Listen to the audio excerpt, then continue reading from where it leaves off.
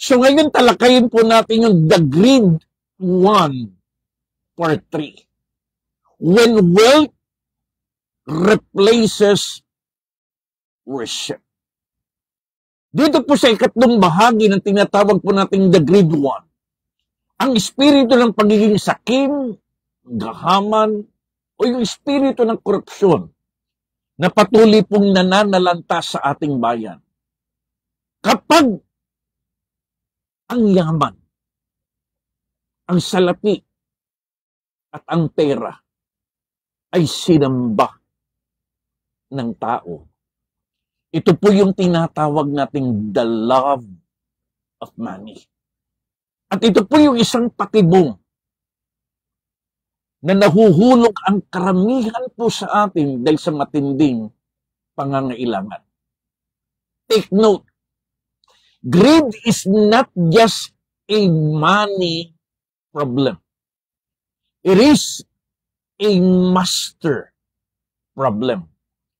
When wealth becomes worship, we stop serving the Savior and start serving ourselves.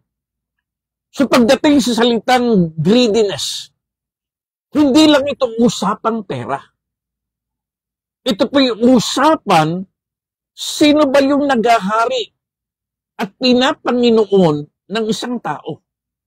So this is not just about a money problem, it is a master problem. Na kapag tayong lahat ay sumamba na sa pera, kapag nahulog tayo sa patibong ng love of money, we will stop serving the Lord and start serving ourselves.